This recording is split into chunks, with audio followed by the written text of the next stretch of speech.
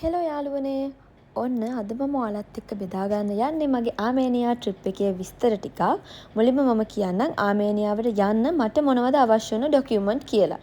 ඉතින් මට ඕන උනේ මාස 6කට වඩා වරංගු මගේ කටාර් ID එක සහ පාස්පෝර්ට් එක විතරයි. කටාර් රෙසිඩන්ට්ලට ආමේනියාව කියන්නේ ඔන්න රැවල් රටක් සහ ආමේනියාවට ට්‍රැවල් ඉන්ෂුරන්ස් එකක්වත් අපිට ඕන වෙන්නේ නැහැ. මම මේ කතා කරන්නේ 2026 ගැන. ඉස්සරහට මොනවා වෙයිද දන්නේ නැහැ. දැනට අවශ්‍ය දේවල් තමයි මම මේ කිව්වේ. ඉතින් කටාර් වල ඉඳලා යන්න ලේසිම රටක් තමයි ආමේනියාව කියන්නේ. ඉමිග්‍රේෂන් එකෙන් අපේ up and down ටිකට් වත් ඒ වගේම හොටෙල් බුකින් ඩීටේල්ස් වත් මුකුත් බැලුවේ නැහැ.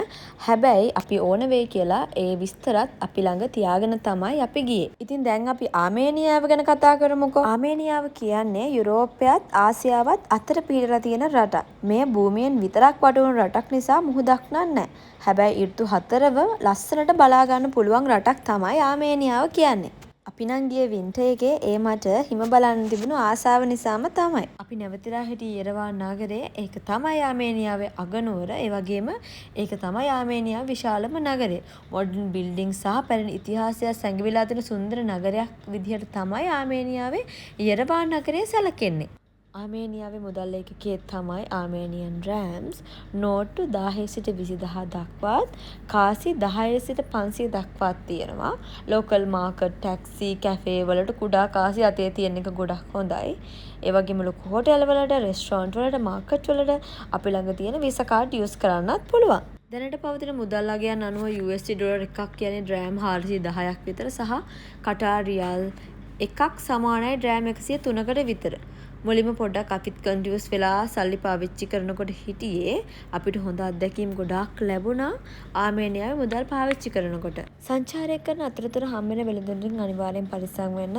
අපිට ඒ ගැන අත්දැකීමක්වත් ඒ වගේම දැනුමක්වත් තිබුණ නැති නිසා අපිට ගොඩාක් මුදල් නාස්ති වුණා ඒ වගේ තැන්වල. ඒ නිසා ඔයාලා ගොඩාක් පරිස්සම් වෙන්න ඕනේ අනිවාර්යෙන්ම සංචාරය කරන අතරතුරදී හම්බෙන වෙළඳුන්ගෙන්. කෑම බීම ගැන කතා කරොත් බොන අයට නම් සුබ ආරංචියක් තමයි. සිල්ලර බඩු කඩේකට ගියත් බොන්න ගන්න නම් තියෙනවා. හරිද?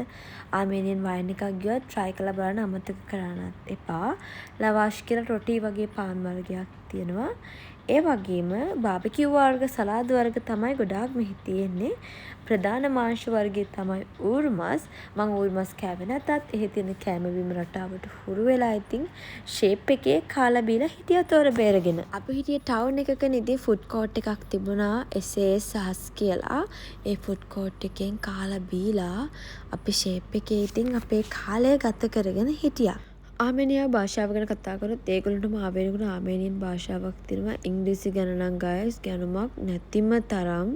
අපි ගයිඩ් කෙනෙක් බුක් කරගෙන ගියපු නිසා අපිට එයාලා එක්ක ගනුදෙනු කරන්න ටිකක් විතර පහසු වුණා. මොකද එයාලට සාමාන්‍ය ඉංග්‍රීසි ගැන දැනුමක් තියෙනවා.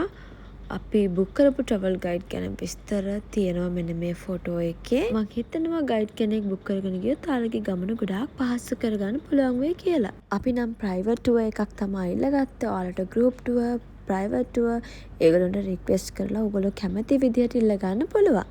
ඔයාලට තවත් විස්තර දැනගන්න ඕන නම් මට කමෙන්ට් එකක් දාන්න. මම next වීඩියෝ එකකින් ඔයාලට තවත් විස්තර දෙන්න. එහෙනම් next වීඩියෝ එකකින් හම්බෙමු. bye ළමයි.